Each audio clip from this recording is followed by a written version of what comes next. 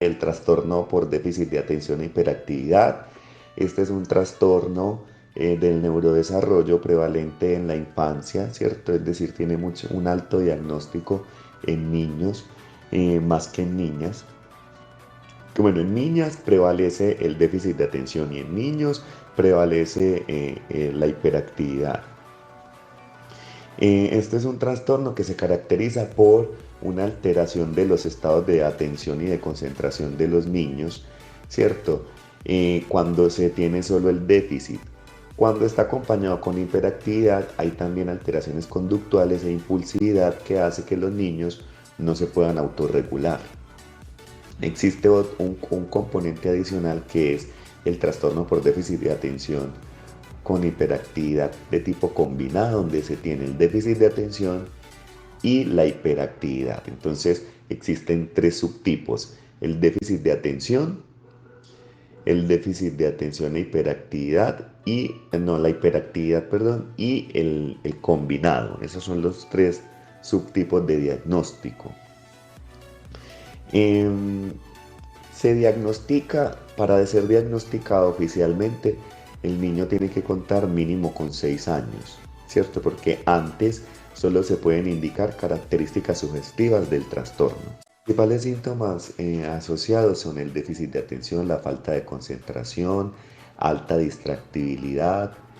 Cuando se tiene el déficit de atención con hiperactividad, entonces, bueno, en la hiperactividad, perdón, la impulsividad, el hipermovimiento, es decir, como si tuvieran un motor adentro, interrumpen las conversaciones, hablan mucho. Y en hiperactividad no hay tanto déficit cognitivo, el déficit cognitivo es más en el déficit de atención. Cuando es combinado, prevalecen todos esos síntomas anteriormente mencionados. Para hacer la evaluación del déficit de atención e hiperactividad, se tiene que realizar una evaluación neuropsicológica donde se evidencie un déficit en los dominios atencionales y dificultades en velocidad de procesamiento, además de alteraciones en el lenguaje, que son los principales dominios que están afectados en este trastorno. La evaluación, aparte de la evaluación cognitiva, donde se establece el perfil eh, que comprende pues, la evaluación de la atención, de la memoria, del lenguaje, eh, también se hace una caracterización del CI.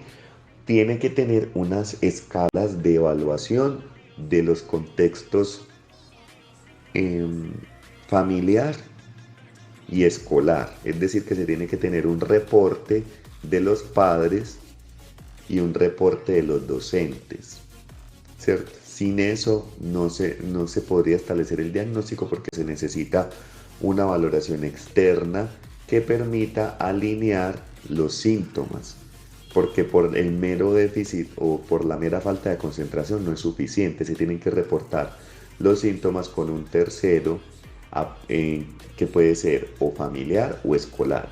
Y también es importante que coincidan los dos ámbitos, es decir, que tanto en la casa o en el ambiente familiar como en el ambiente escolar coincidan con los mismos síntomas, si no, el diagnóstico también queda como características sugestivas.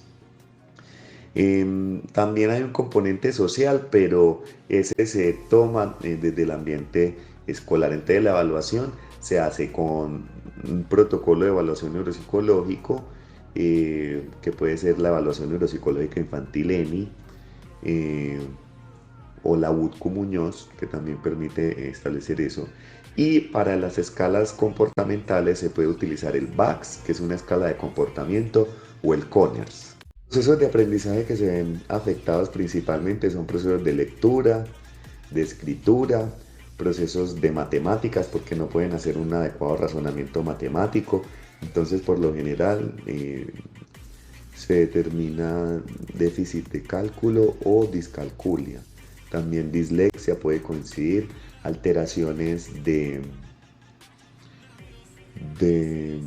la seriación numérica, de la secuenciación, de la escritura también se ve alterada porque entonces no logran seguir o tener como tienen dificultades visoconstruccionales, entonces también se les dificulta como seguir la línea del renglón. Entonces los principales procesos de aprendizaje alterados son la lectura, la escritura, el cálculo principalmente, ¿cierto? Y hacen pues, bajo razonamiento no verbal también. Se les dificulta a veces porque como tienen alta distractibilidad no se concentran. Ya en la hiperactividad, ya el principal dominio afectado podría indicarse que sería una alteración en el proceso de cálculo porque se les da dificultad hacer un razonamiento abstracto. Entonces no, la multiplicación, la suma, la división les cuesta más, ¿cierto? Y ya otro dominio comprometido es el lenguaje, porque no tienen un adecuado desarrollo del lenguaje interno, entonces no se pueden dar autoinstrucciones. Desde el componente de neuropsicología se hace una rehabilitación neuropsicológica de los dominios de atención, memoria y funciones ejecutivas, ¿cierto? Entonces se ponen tareas que impliquen la asociación de símbolos, la igualación visual, es decir, también, o sea, que en la igualación visual deben tachar figuras que sean iguales o números que sean iguales. También reconocimiento de diferencias se pueden trabajar. En procesos de memoria, recordar información, memorizar imágenes, tareas que impliquen pues, la secuenciación de procesos. A nivel de función ejecutiva se trabaja crucigramas, encerrar figuras, algo que exija un esfuerzo cognitivo. Entonces eso desde el componente cognitivo.